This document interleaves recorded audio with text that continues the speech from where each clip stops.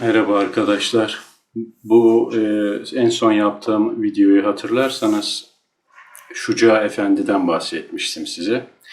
Şimdi bu zat ve bunun gibi zatlar İstanbul'da yaşamış olanlara özellikle meczup veli zatlar bunlar. Yani bu şekilde adlandırılıyor. Fakat aslında bunların çok da hani akli dengelerinde bir kayma gibi bir durum yok. Deli değiller ama divane olarak adlandırılmışlar ve bu insanlar nihayetinde cezbeye tutulmuş veli zatlar olarak geçiyor. Bunların içerisinde bahsedilenlerin de mürşidi kamil pozisyonunda olanlar da var arkadaşlar. Bunların tabii biz hepsini masaya yatıramayız, birçoğunu bilmiyoruz. Çok isimler de var ve bu isimlerde genellikle günümüze çok bilgi ulaşmamış, adı ulaşmış olsa da bilgisi ulaşmamış olanlar var çok fazla. Genelde bunlar ya işte kayıt altına alma eksikliği ya da sükût sırrına vakıf oldukları için, çok konuşmadıkları için fazla bir şeyin rivayet edilmemesi haklarında. Çok enteresan gelen bazıları var. Yani şöyle diyeyim, mesela 100 tane de 2-3 tane, 4 tane ilginç gelenler var. Bunları ben böyle işte ara ara paylaşmaya çalışayım dedim. Muhtemelen belki hani feyiz alırsınız, istifade ederseniz sizde bir etki meydana getirebilir. Ben kendimi zorladım. Çok fazla etkilenmeye çalıştım ama artık kendi kusurlarım sebebiyle kalbime giren dar oluyor. O yüzden o konuyu kapatıyorum. Şimdi mesela Mulakkap Osman Çelebi ismi. Şimdi bu zat-ı muhterem Saçlı Ahmet Efendi vardır. Kapani Hazretleri de derler ona. Unkapanı civarında bulunmuş, oralarda yaşamış. Genelde de o meydanda, denize yakın meydanda durmuş ve işini gücünü oradan halletmiş. Çok da mürit de yetiştirmiş. Kanaatimce hatırladığım kadarıyla Ebu Suud Efendi'nin de talebesi kendisi. Öyle hatırlıyorum. Şimdi bunun yetiştirdiği zatlardan bir tanesi de bu cezbeye tutulmuş Mulakkap Osman Çelebi. Şimdi bunu oturup da tabii bu insanların hayatını baştan sona falan anlatmayacağız. İlginç olan ne varsa onu anlatacağız. Zaten çok bilgiye ulaşamıyoruz ve bu çok yorucu olur. Kanalı o anlamda, o konseptte bir kanal yapılır. İşte Evliyaların Hayatı diye anlatılabilir ki öyle kanallar da var. İsteyen oralardan da bilgi edinebilir. Lakin bu genelde benim değindiğim insanlarla ilgili bilgiye internette de ben çok ulaşamadım. Yani çok bulamıyorsunuz. Zannedersem bu insanlarla ilgili bilgiler işte Türkiye'nin büyük kütüphanelerinde ve eski köklü kütüphanelerinde ulaşılabilir olduğunu düşünüyorum. Kimdir bu Mulakkap Osman Çelebi? Dediğimiz gibi Saçlı Efendi'nin müritlerinden. Şimdi bu insan yaklaşık bahsedilen şöyle 50 sene Aksaray'da, İstanbul Aksaray'da oradaki karakolun yanında 50 sene orada oturarak geçirmiş hayatını. Az bir zaman değil bu. Sultan 3. Murat döneminde yaşıyor arkadaşlar. Sultan 3. Murat ve 3. Mehmet tarihe yani kötü anılarla biz hatırlıyoruz. Ama Osmanlı topraklarının da en büyük genişlediği dönemler onların döneminde oluyor. Nedir? İşte Sultan 3. Murat bildiğim kadarıyla 6 kardeşini boğduruyor. 3. Mehmet de işte 18-19 çocuğu, kardeşi vesaire işte biliyorsunuz mevzuya girmeyeceğim. Şimdi bu genelde yarı çıplak dolaşan bir insan ama dolaşan demeyeceğim. Genelde hep Aksaray'da karakolun yan tarafında duran birisi. Bir kaldırımın üzerinde oturarak geçiriyor hayatını. Bir gün arkadaşlar Sultan Murat Han oradan geçerken ayağa kalkıyor diyor ki Murat diyor Allah'ın emriyle ananı bana ver diyor. Ananı bana ver diyor yani direkt istiyor. Şimdi böyle bir şeyi 3. Murat'a söyleyeceksiniz. Değil onu. 3. Murat Han geçerken sen kafanı çevireceksin, o tarafa bakacaksın falan. Bunlar bile sıkıntı olabilir o devirde. Tabii ki bu meczup insanların bir ayrıcalığı vardır. Günümüzde de öyle gibidir. Fakat o dönemde hiç hemen hemen dokunulmuyor yani bu insanlara. O da onun tabii bir avantajı. Tabii umurunda da değil. İsterse onun kellesini alsınlar. Onlar öyle bir hani cezbolunmuşlar ki Allah'a karşı, Allah'a doğru, istersen kafamı kopar. Hodri meydan. Öyle bir pozisyondalar.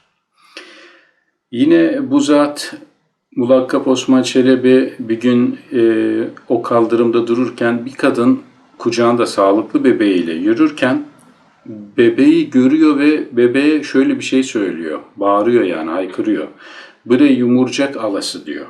Alası derken hani canı çıkası mı demek istiyor, ne demek istiyor bilmiyorum. Çocuk annesinin kucağında orada vefat ediyor. Hikmetini bilmiyoruz. İşte Hızırvari bir durum var burada da. Muhtemelen. Yani o dedi diye birisinin ölmesi, yani elinde fiziki bir şey kullanmıyor. Sadece ağzından bir söz çıkıyor ve bir bebek. Daha buluğa ermeyi bırak, daha kendinde değil. Düşünün. Hikmeti var bunların.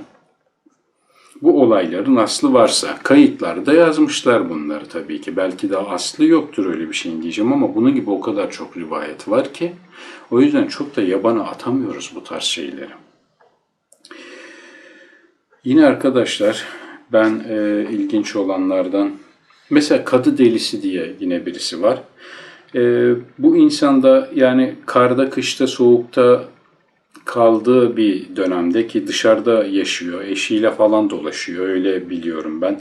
Eşiyle dolaşan insan olarak o zamanın devrinde biliniyor ve herkes şaşırıyor. Bu nasıl olur yani eşini alacaksın, nereye giderse onunla gidiyor. Camiye namaza gidiyor, karısını alıyor gidiyor falan. Yani senin benim o devirde yaşayıp da yapamayacağımız bir şey bu. Bilmiyorum, bu devirde de çok da yapılan bir şey değil de. Soğuk bir kış günü, şiddetli bir kış günü. Bu insanları kitap yazan kişiden herhalde istiyor. Mehmet Nazmi Efendi. Bunların bilgisini bize ulaştıran insan. Öyle benim anladığım. Soğuk bir kış günü ondan diyor ki, git diyor kendi şeyhinden diyor. Şeyhi de Nuri Efendi. Bizim için diyor diyor. Kendi ile bize bir mum yakıp göndersin diyor. Nazmi Efendi de böyle karda ve yağmurda ve rüzgarda hiç mum yanar mı diye soruyor ona. O da diyor ki, var sen git sözünü tut diyor. O kadı delisi denilen meczup veli zat. Nazmi Efendi şeyhine durumu aktarıyor. O da mübarek elleriyle bir mum yakıyor. Nazmi Efendi'ye veriyor. Nazmi Efendi mumu kadı delisine ulaştırıyor. Kadı delisi elindeki mumla sanki bir oda içinde yanıyormuşçasına şiddetli rüzgara ve yağan kara rağmen köşedeki ekmekçi fırının yanından geçip gider diye not düşülmüş. Bir sonraki aşamada arkadaşlar Nazmi Efendi, muhtemelen ertesi gün olsa gerek, mum sönmeden hanenize varabildiniz mi diye soruyor. O da diyor ki kadı delisi, bir mum ki azizin yaka getiren sen olasın ve benim elimde ola rüzgar ve kar ona kâr eder mi diyor.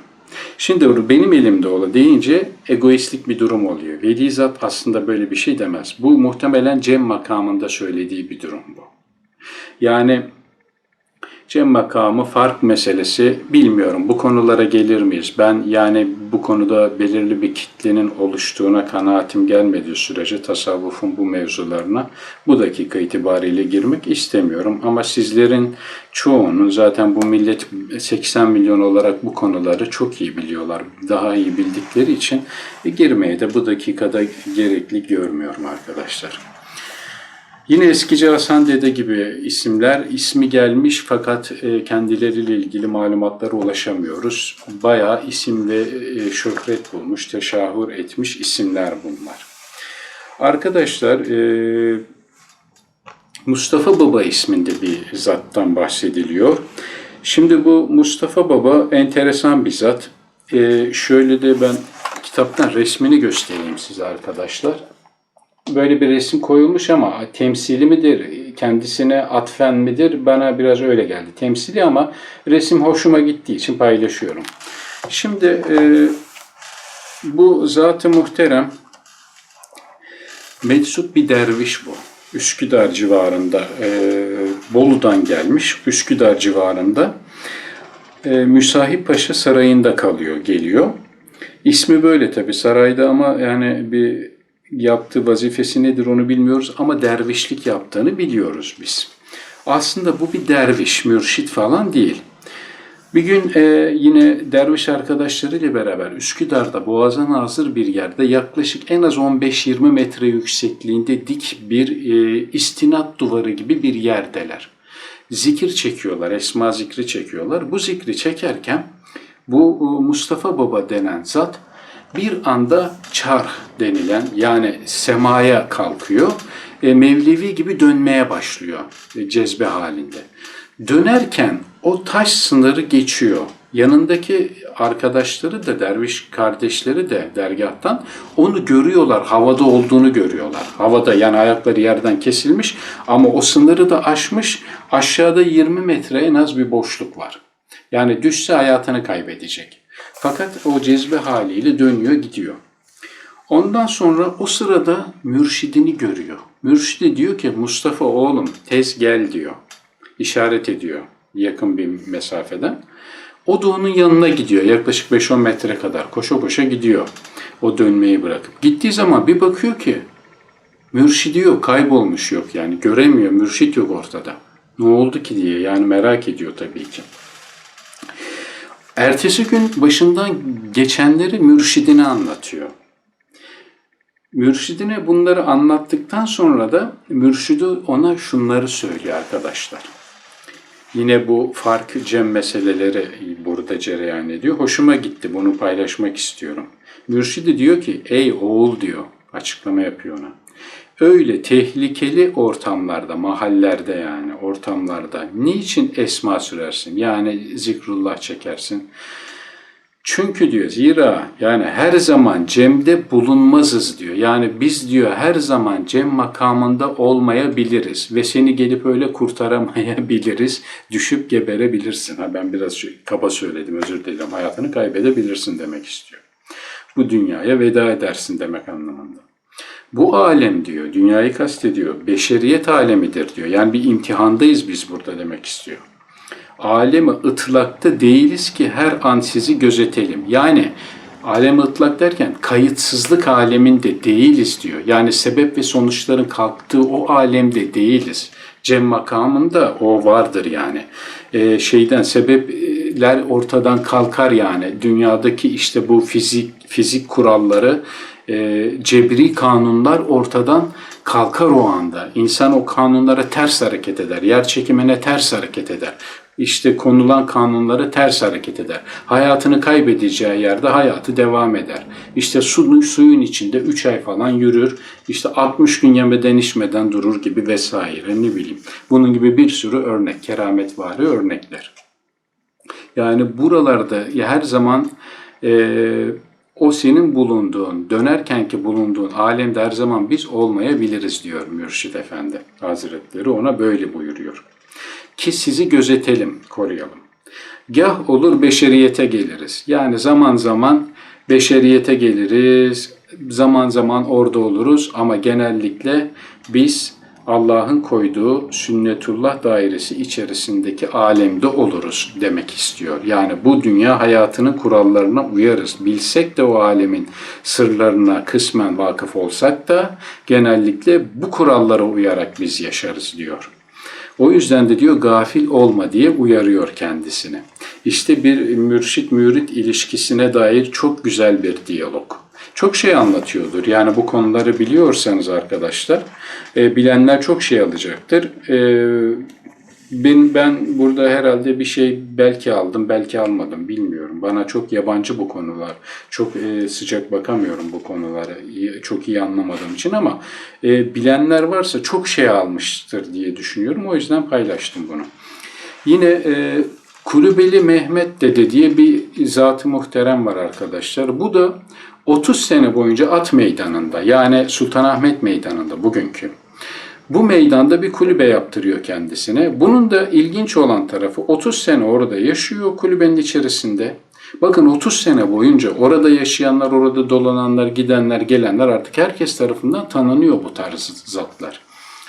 Bu zatın 30 yıl boyunca o kulübede veya kulübenin dışında Ne yerken gören olmuş, ne içerken gören olmuş, ne de tuvaletini yaparken gören olmuş. Hiç kimse bunları bilmiyor. Yatıp uyuduğunu falan hiçbir şey bilmiyorlar, görmüyorlar. Yani gören yok, bilen yok. 30 yıl boyunca buna şahit olan yok. Kayıtları bu şekilde geçmiş arkadaşlar. Yine mesela Yemenli diye bir isim, bir zat-ı muhterem. Bu da enteresandır. Babali Kapısı diyor. Yani benim anladığım kadarıyla şu anki işte Topkapı Sarayı'na girilen ana kapı ile Ayasofya Camii arasında işte Sultanahmet Çeşmesi'nin bulunduğu civarda bir yerde kaldırımda bir taburede 30 yıldan fazla yaşıyor. Bir taburede duruyor. Bu bayağı bildiğiniz orada durup yaşıyor. Yani soğuk, kış, gece, gündüz fark etmiyor yani. Orada öyle duruyor. Çok konuşmayan bir zatmış bu da. Böyle bir insan. Ekstra hani sıra dışı bir bahsediş var mı kendisiyle ilgili? Yani hayatıyla ilgili fazla bir bilgi yok. Fakat zaten bu da yeter.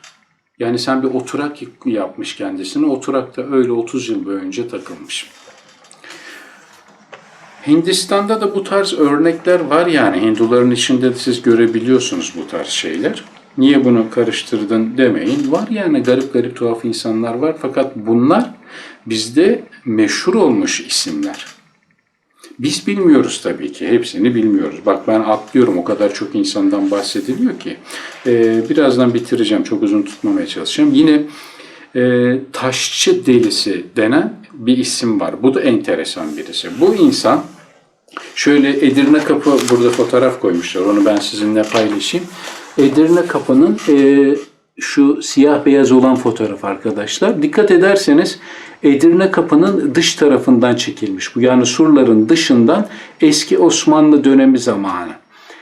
Muhtemelen o cami Mihrimah Sultan Camisi olsa gerek. Oradaki kapı da eğri kapı olması lazım. Zaten o eğri kapıdan çıktığınız zaman eskiden yani Osmanlı döneminde o Eyüp Sultan mezarlığı var ya öyle Ali Beyköy'e kadar verin yani nereye kadar Berami'ye kadar nereye kadar gidiyorsa komple mezarlık.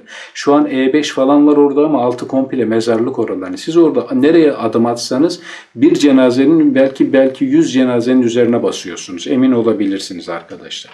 İşte orada mezar taşları yapılan yerler var. Mezar işte ölülerine işte mezar taşı yaptırmak isteyen gidiyor orada yaptırıyor. Bu zat-ı muhterem de muhtemelen o işi yapıyor olsa gerek. Benim anladığım o. Yani kanaat getirdim öyle. Şimdi o bölgede bu zat kendisine o surların dibinde şey yapıyor. Taş alıyor, kendi yapıyor ama yani o surlardaki mevcut taşları kullanmıyor. Bayağı büyük kayalardan bir oyuk yapıyor kendisine ve orada yatıp kalkıyor. Hayatı orada geçiyor. Bir de bunun yaklaşık olarak ağırlığı yani arkadaşlar bayağı ağır yani 50-60 gram ağırlığında demir çiviler taşıyor sırtında. Ve bunları şiltesine yani şilteden kastı işte bir yatak gibi düşünün. Aynı Hintlilerin hani işte şey yatakları vardır ya çivili yatakları. Bu da daha kalın çivilerden yapıyor tabii bunu. Onları oraya koyuyor.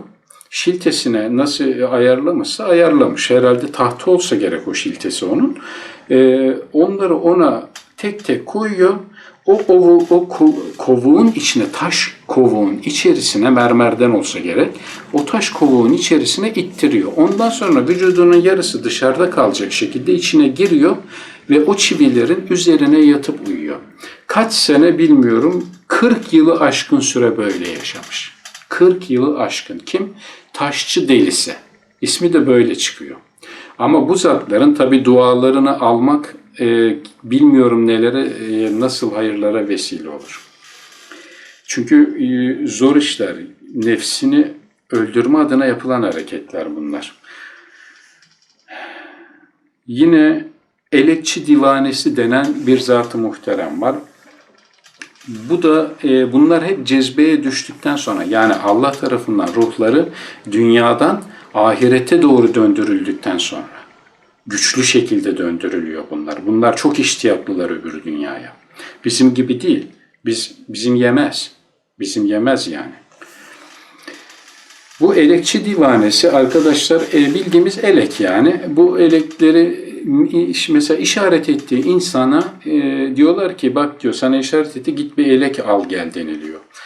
Elek getiriyorlar. O eleğin tahta kısımlarını kırıyor. Kalan o ip var ya hani eliyorsun altta. Onu alıyor, yiyor. Yani bunun hikmeti nedir bilmiyorum. Normalde mideyi parçalayacağı söylenen bir maddeye sahip bu. Yani bu elek mideden geçmez, mideyi mahveder diyorlar. Fakat bu onu yiyor. Bunun sebebi, hikmetini ben bilmiyorum. Şurada bakıyorum ama çünkü baktım, alıyor, yutuyor.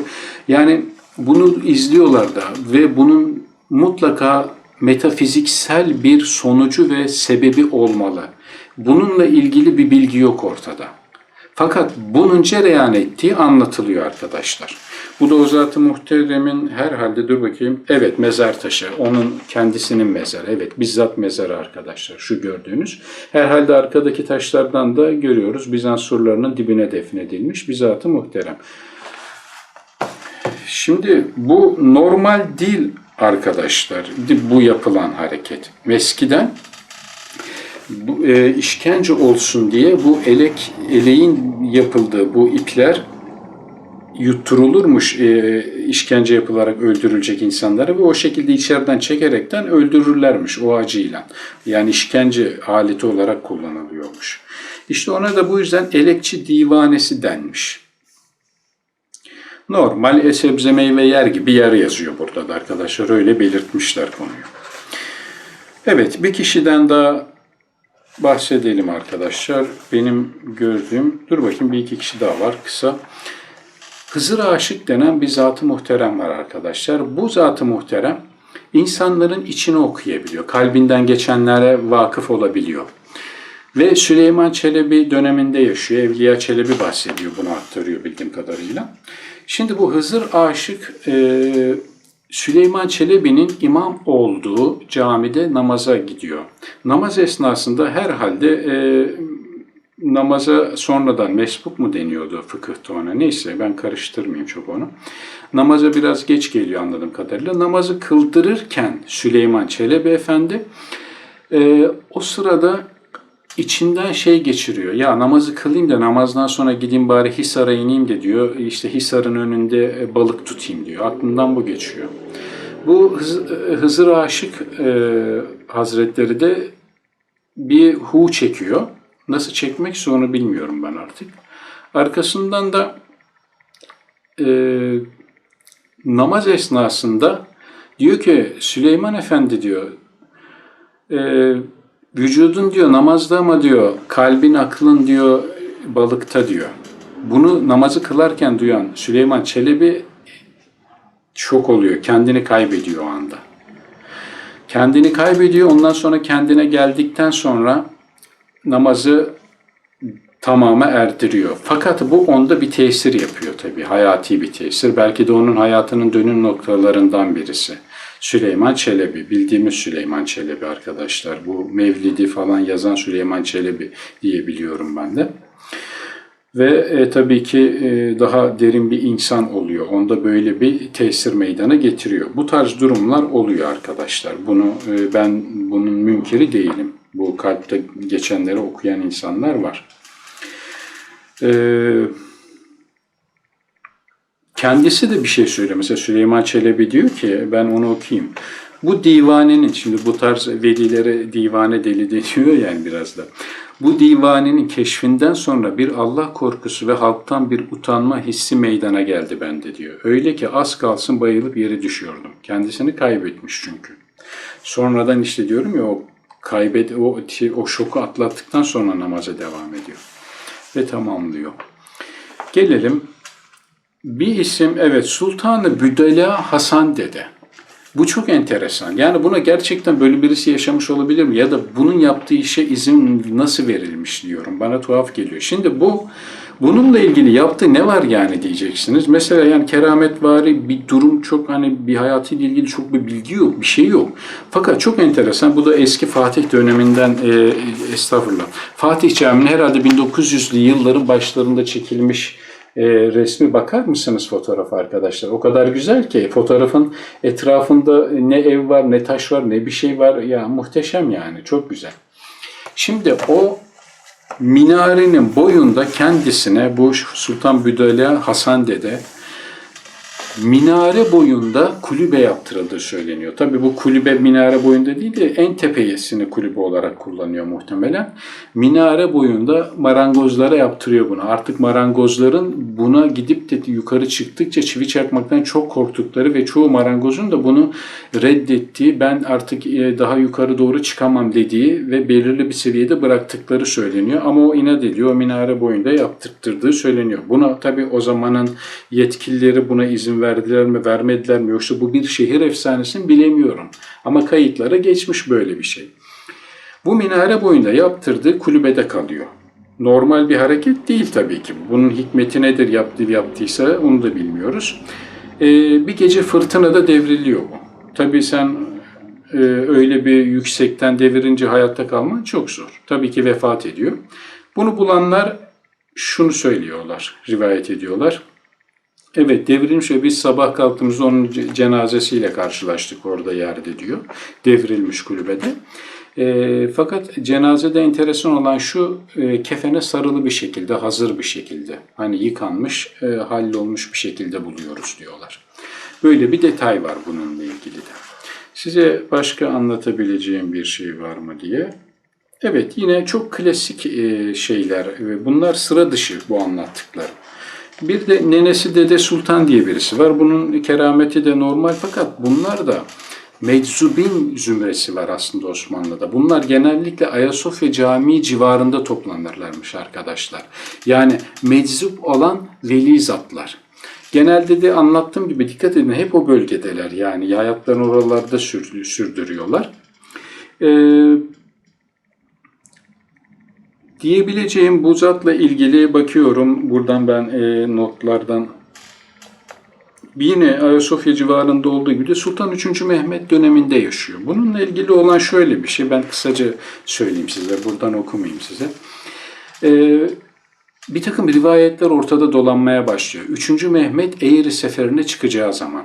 Daha çıkmadan bütün işte ya da çıktıktan sonra yolda giderken öyle ki bu zatlar arasında da halk arasında da laflar yayılıyor. Şimdi bunlar da veli zatlar olduğu için bunların çoğuna halk inanıyor zaten. Gerçek söylemeseler bile, bilmeden işte yanlış keşifte bile bulunsalar onlara gene inanıyor. Halk inanabiliyor doğal olarak. Buna anlayabilirsiniz bu durumu. Şimdi öyle kötü şeyler de oluyor ki yani Osmanlı bozguna uğrayacak, şöyle olacak, böyle olacak gibi hep kötü, hep kötü, hep kötülük üzerine yorumlar dolanıyor halk arasında.